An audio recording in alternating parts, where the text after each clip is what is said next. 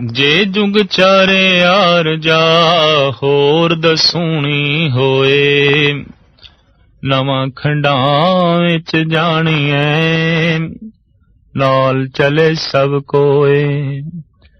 चंगा नाम रखाए गए जस कीरत जगले,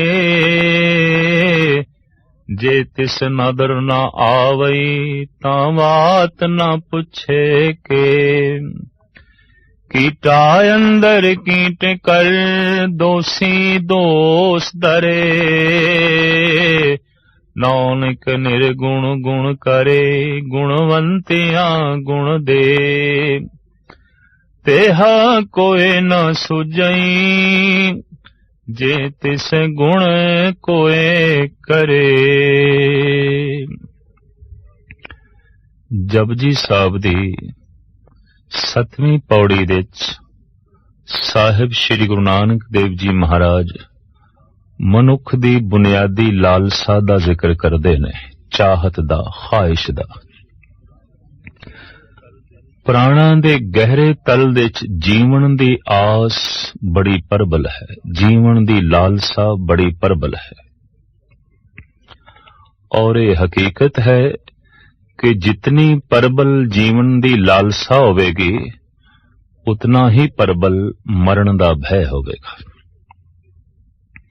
एक सिक्के दे ये दो पहलू ने और एक पहलू अलग नहीं कीता जा सकदा। जीवन दी जितनी वड्डी लालसा, मरण दा उतना ही वड्डा भय।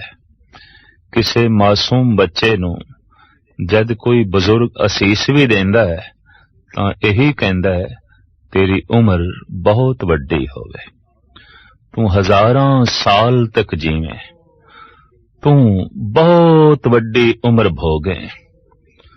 तो बहुत वड्डी उम्र भोगना कोई असीस नहीं है, इनू आशीर्वाद नहीं समझना चाहिए।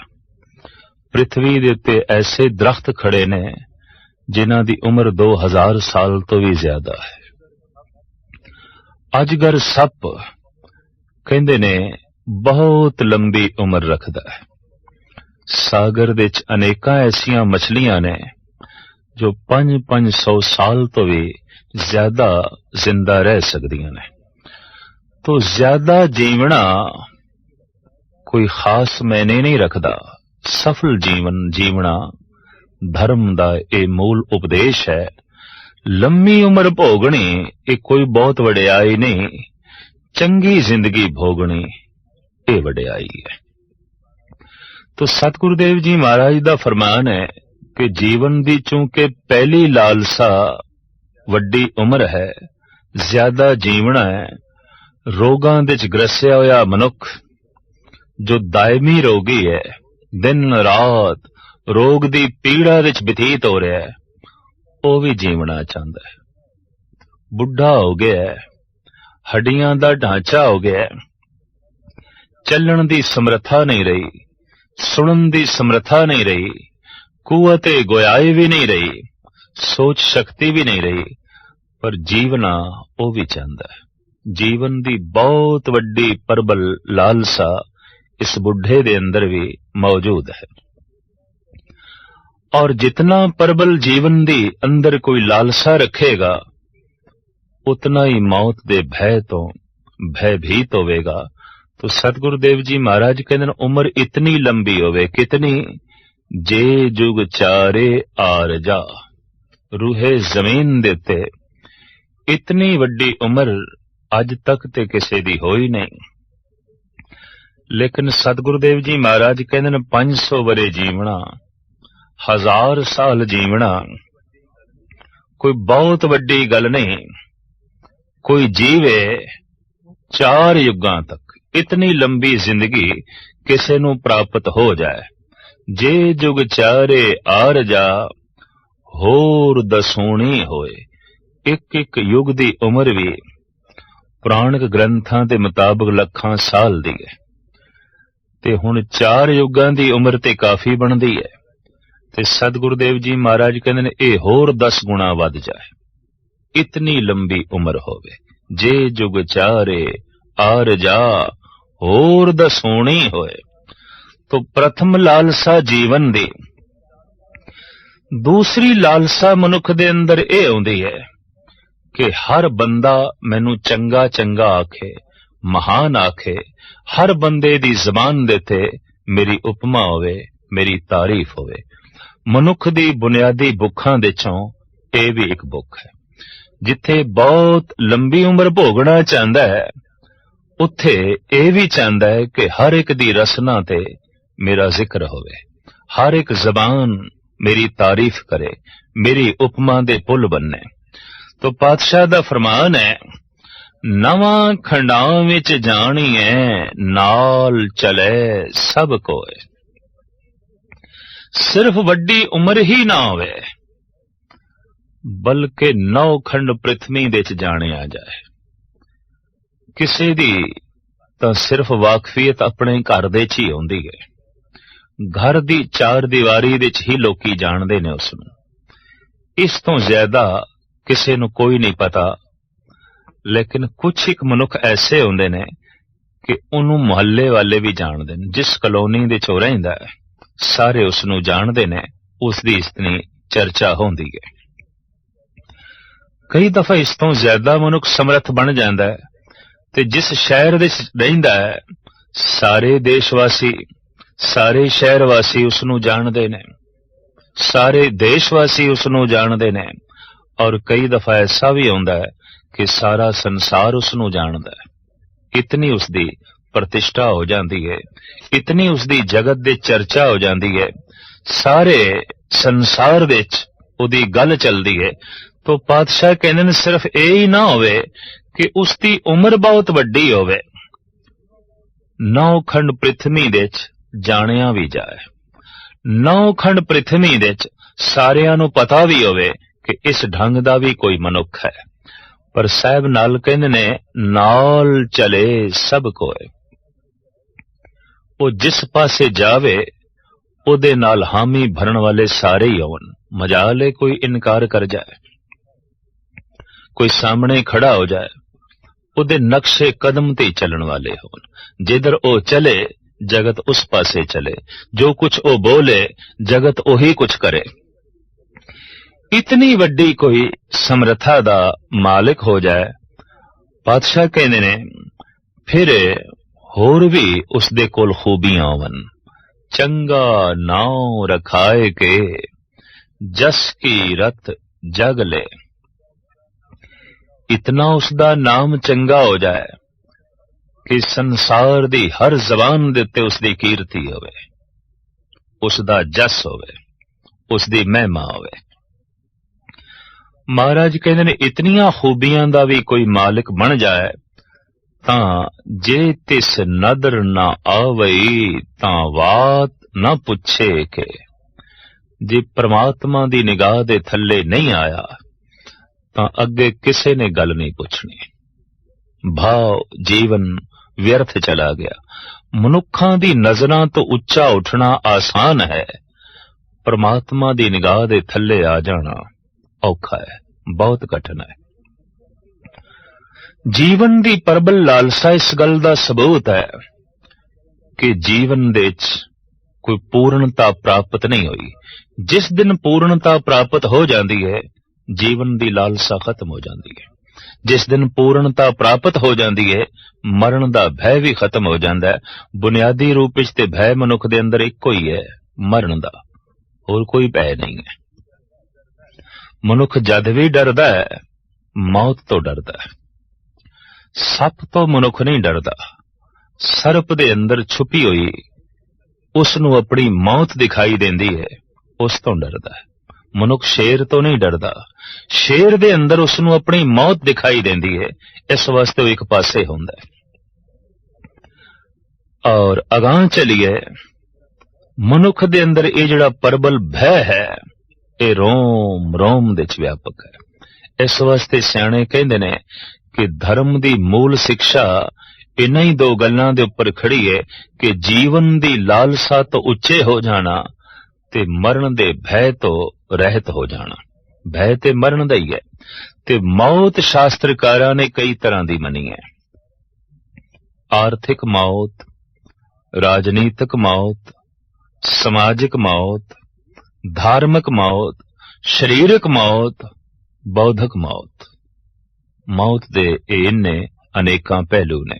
आर्थिक मौत, दिवालिया हो गया है, बाल बाल करजाई हो गया है, देना सारियां दा है, लेना किसे कोल भी नहीं। लोकी कहंदे ने इस दी ते आर्थिक तौर ते मौत हो गई, ये ते खत्म हो गया। अर्थ दी दुनिया दे च ये मिट गया, धन दी दुनिया दे च ये खत्म हो गया। तो चर्चा चल पैंदी है इहदी आर्थिक तौर ते मौत हो गई। समाजिक मौत, कोई कलंक लग गया है, कोई दाग लग गया है, जगत दे च अपजस हो गया है। तो आम चर्चा चल पैंदी है भी इस बंदे दी ते समाजिक तौर ते मौत हो गई है। मुड़ के इसदी प्रतिष्ठा बन सके, इहदी इज्जत मान वडियाई बन सके, गल औखी। जिस तरह मुर्दा जिंदा नहीं हो सकदा, इस ढंग दी भी किसी वक्त समाजिक तौर ते बंदे दी मौत हो जाती है। मुड़ के समाज दे च रुतबा प्राप्त करना औखा हो जाता है। शरीरक मौत, आमदे हुए श्वास ना आवन, चलदे हुए श्वास रुक गए, शरीरक मौत। और इसे तरीके नाल बुद्धि दे च विचारां दी शक्ति ही खत्म हो गई, आमदे हुए विचार रुक गए। जैसे कि पागल है, इहदी बौद्धिक तौर ते मौत है, दिमागी तौर ते मर चुके है। शरीरक तौर ते जिंदा है, बौद्धिक तौर ते मुर्दा है, पागल। ओदे कोल शरीर दी जिंदगी ते है, ओदे कोल बौद्धिक जीवन नहीं है, ओदे कोल दिमागी जिंदगी नहीं है। ते बौद्धिक जिस दे कोल जिंदगी नहीं है, वो ते मनुखता तो भी थल्ले चला जाता है, बल्कि पशुआं तो भी कई दफा ज्यादा थल्ले चला जाता है। इस वास्ते दरिंदे पशुआं तो जिथे भय लगता है, पागल तो भी डर लगता है, क्योंकि बौद्धिक तौर ते मरिया होया है, सिर्फ शरीरक तल दे उत्ते जी रहा है। तो भय मरण दा है। ये मरण चाहे बौद्धिक होवे, चाहे शरीरक होवे, चाहे समाजिक होवे, और चाहे आर्थिक होवे, ते चाहे राजनीतिक होवे। समुची दुनिया दे हर देश दे च ऐसे मनुख हैं, घूम रहे ने अजे भी, जिन्हां नूं वेख के लोकी कहंदे ने कि राजनीतिक तौर ते इन्हां दी मौत हो चुकी है।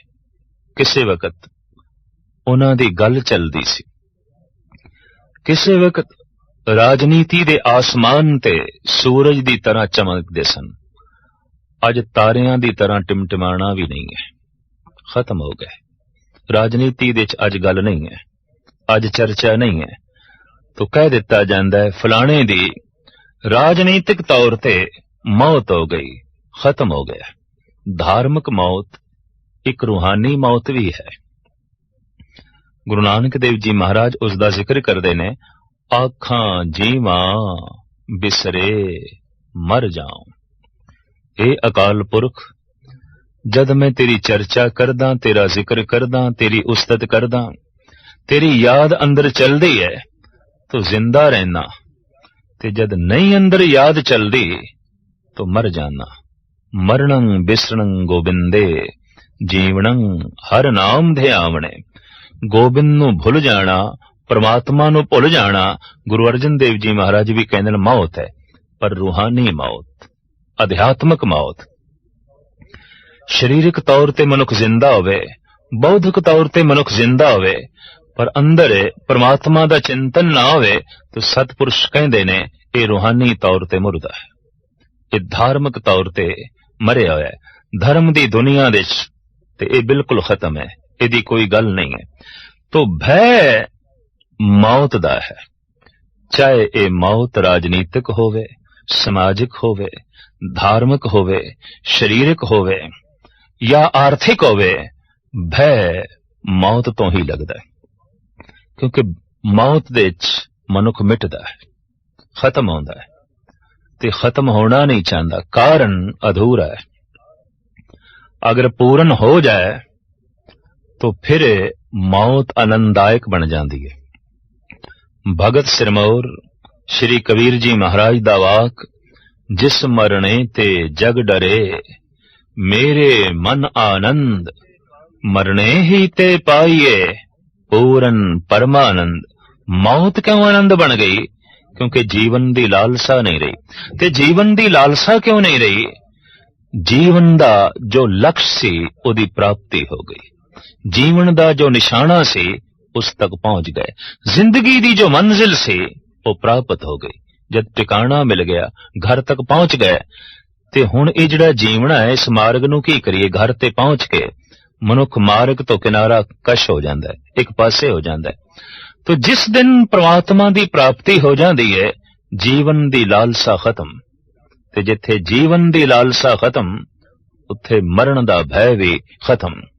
आदि काल तो लोकी कोशिश करते रहने कि उम्र वड्डी करिए, और इस तरह का आबे हयात, इस तरह के कुछ ते वैद लोग बनाते रहने जिहदे नाल मनुख वड्डी उम्र भोग सके। अमर फल दी दास्ताना भी धार्मिक ग्रंथां विच मिलदियां ने, जिन्हों खा के बंदा अमर हो जाता है। अमर फल लगदा है कोई बूटी, कोई दवाई, इस ढंग दी मनुख तलाश करदा रहा जिस दे नाल ज्यादा दिन तक जी सके, ज्यादा दिन इस पृथ्वी दे ते श्वास ले सके। इस लालसा ने तरह तरह की जड़ी बूटियां नूं जन्म दिता, कुश्तियां नूं जन्म दिता, आबे हयात दी तलाश करन देते मनुख नूं मजबूर कीता, और अमर फल दी तलाश करन लगिया मनुख ने अपनी जिंदगी व्यतीत की थी। दूजे पासे जोगी श्वासां नूं ही रोक के बैठे ने, इस वास्ते उम्र लंबी करनी है, ज्यादा जी लईए, ते जीवना ते इस श्वास है, इस पूंजी नूं बचा लईए। पूंजी नूं अगर जमीन दे दफन ही कर दईए तो किसी कम दी नहीं है। ते ठीक है, पूंजी दा मनुख पूंजीपति बना रहिंदा है, लेकिन पूंजी किसे कम नहीं, न किसे दे कम आई, न अपने कम आई। श्वासां नूं रोक के जो बैठ गया है, जीवन व्यर्थ गवा रहा है, समा व्यर्थ जाया कर रहा है। लेकिन लंबी जिंदगी भोगण दी लालसा इस तरह की साधना करन देते भी मजबूर कर दी है, और इस तरह की साधना जे किसी की सफल हो जाए तो साहब कहते ने वो इतना जीवे जितना कि 4 युग ने। ते 4 युग ही क्यों, उसकी जिंदगी इतनी लंबी होवे कि होर 10 गुणा बढ़ जाए, सारी दुनिया दे ओदा जस होवे, सारी दुनिया दे वो जानिया जाए, ते जिधर जावे ओदे नक्शे कदम ते चलण वास्ते हर एक तैयार होवे, हर एक दी रसना देते उसकी कीर्ति होवे, उसकी महिमा होवे। पर जो परमात्मा दी निगाह दे थल्ले नहीं आया, तां साहिब कहंदे ने अगां चल के इसदी किसी ने गल नहीं पूछनी, ते होवेगा कि साहिब गुरु नानक देव जी महाराज दा फरमान, कीटा अंदर कीट कर दोषी दोष दरे। कीड़ियां दे चों कीड़ा सब तो निखिद है बिष्टा दा कीड़ा। उत्तम कीड़े भी हैगे ने, जैसे रेशम दा कीड़ा शहतूत दे पत्ते खांदा है, रेशम उगलदा है, उस कीड़े नूं वेख के असी घृणा नहीं कर सकते। पर जो बिष्टा दे च ही रुल रहा है, बिष्टा ही खा रहा है और बिष्टा हो गया है, कीड़ियां दे चों ये निखिद कीड़ा। तो कोई इतनी महिमा दा मालिक होवे ते परमात्मा दी निगाह दे थल्ले नहीं आया, साहब कहंदे ने कीड़ियां दे च ऐसा कीड़ा बनेगा जो बिष्टा दा कीड़ा है, निखिद कीड़ा है।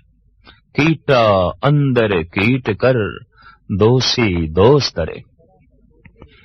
इस दोषी दे उत्ते तरह तरह के दोष आयद होणगे कि तू मनुख दी नजरां तो उच्चा उठण दी कोशिश कीती, परमात्मा दी निगाह थल्ले आण दी कोशिश ना कीती।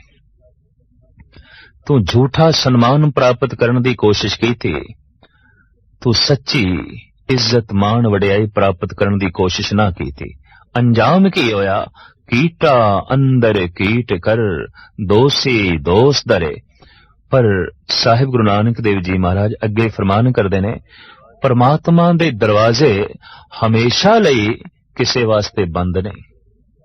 अगर कोई द्वार ते दस्तक देवे, भावें मुद्दत बाद देवे, किसे वक्त भी देवे, परमात्मा द्वार खोलण नूं तैयार है। इस वास्ते सतगुरु कहंदे ने, नानक निर्गुण गुण करे, गुणवंतियां गुण दे। वो ऐसा बख्शिंद है, ऐसा दयालु है, जिहदे कोल कोई भी गुण ना होवे पर उसदा द्वार खटखटा देवे, गुणा नाल उसदी झोली भर देंदा है। और एक गुण इतना महान है कि लखां रुपए दे बदले भी बाजार विच मिलेगा नहीं। सबर, संतोख, खेमा, सील, संजम और प्रभु दा ज्ञान, आनंद, रस बाजार विच सारी पूंजी भी खर्च करिए ते नहीं मिलेगा। पर परमात्मा ऐसा दयालु है, जिहड़ा उसदे द्वार दे उत्ते दस्तक देंदा है, अपने दैवी गुणा नाल ओदी झोली भर देंदा है। तो सतगुरु दा फरमान, नानक निर्गुण गुण करे, गुणवंतियां गुण दे। ते जिहड़े पहले तो ही गुणवान ने, उन्हां दी झोली दे च होर गुण पा देंदा है।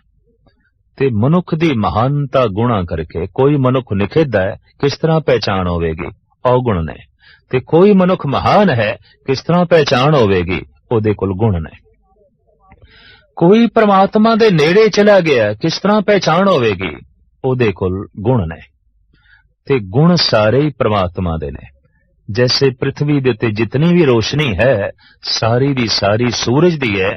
जगत दे जितने भी गुण ने, सारे दे सारे गुण अकाल पुरख दे ने, परिपूर्ण परमात्मा दे ने। तो साहिब कहंदे ने, जिहड़ा गुणवान है, गुणा नाल उसदी होर झोली भर देंदा है। ओ परिपूर्ण परमात्मा जिहड़ा उसदे द्वार दे उत्ते दस्तक देंदा है। नानक निर्गुण गुण करे, गुणवंतियां गुण दे। तेहा कोय न सुझई, जे तिस गुण कोय करे। साहिब गुरु नानक देव जी महाराज दा फरमान, मैं समूह जगत दे उत्ते निगाह मार के वेख लईए, ऐसा दाता होर कोई भी नहीं। परमात्मा वर्गी होर कोई हस्ती नहीं कि निगुणियां नूं गुण दे देवे ते गुणवानां दी झोली होर गुणां नाल भर देवे, आनंद नाल भर देवे। ऐसा बख्शिंद, ऐसा दयालु, ऐसा समग्र व्यापक परमात्मा वर्गा होर कोई भी नहीं। तेहा कोय न सुझई, जे तिस गुण कोई करे। इस तरह दे गुण कोई होर दे सके, परमात्मा तो इलावा मैनू होर कोई नहीं दिखाई देंदा। और वास्तविक ये सही खोज सतपुरुषां दे सामने ही आई है कि दाता केवल परमात्मा है, अकाल पुरख है, और वो दात दे रहा है। दात की होंदी है? जिहदे बदले विच कुछ चुकाना ना पवे ते सानू मिल जाए। ये जिंदगी सानू दान विच मिली है, ये हथ ते पैर सानू दान विच मिले ने, ये कुवत, ये गुआई, ये बोलण दी शक्ति सानू दान विच मिली है, ये नेत्र सानू दान विच मिले ने, सोचण दी शक्ति सानू दान विच मिली है। और कोई मनुख अपनी झोली वड्डी करे तां होर बहुत कुछ उसदी झोली विच पै जांदा है। वो देण नूं हर वक्त तैयार है।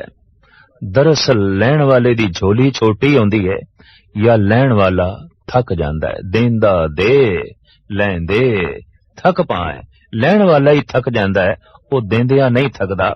ऐसा वो दातार है, ऐसा वो परिपूर्ण परमात्मा है। इस वास्ते साहिब श्री गुरु नानक देव जी महाराज फरमान करदे ने, समग्र दुनिया दे उत्ते दृष्टि मार के मैं वेख लिया है, तेहा कोय न सुझई। इस तरह दा होर कोई भी नहीं जिहड़ा इस तरह दे गुणां दे नाल झोली भर देवे, रब्बी दैवी संपदा दे नाल माला माल कर देवे।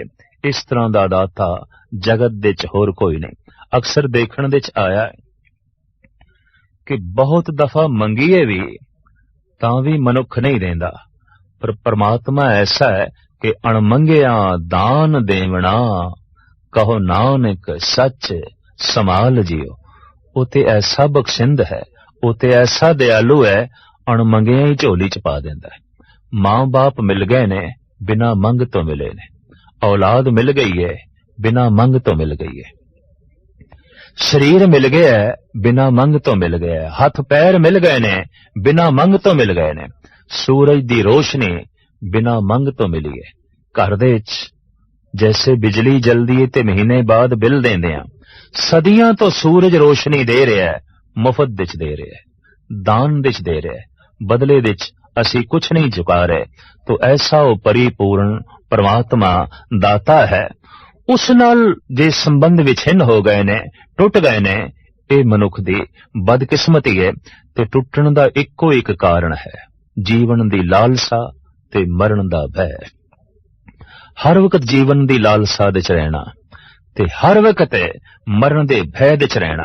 कई मनुख ते इतने भयभीत होंदे ने कि अठे पैर उन्हां दे दिमाग चों एक गल किधरे निकलदी ही नहीं कि मैं बीमार ना पै जावां, मैं मर ना जावां, बनी बनाई प्रतिष्ठा मेरी खत्म ना हो जाए, कमाया होया धन किधरे मेरा नाश ना हो जाए।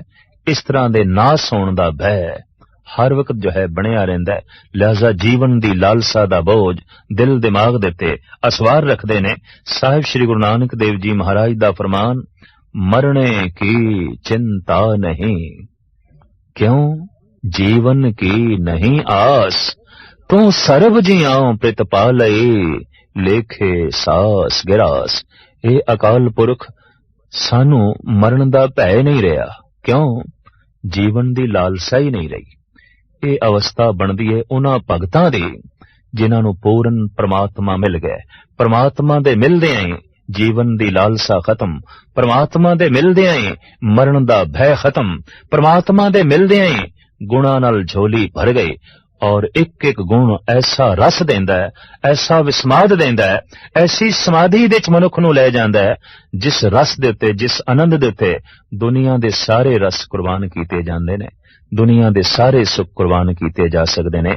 लिहाजा इस तरह दे सुख ते आनंद नाल भगतां दी झोली हमेशा भरी रहिंदी है। साहिब कहंदे ने ओ परिपूर्ण परमात्मा इस तरह दे दैवी गुणां नाल भगतां दी झोली भर देंदा है और उन्हां नू सदैवी प्रसन्नता प्रदान कर देंदा है।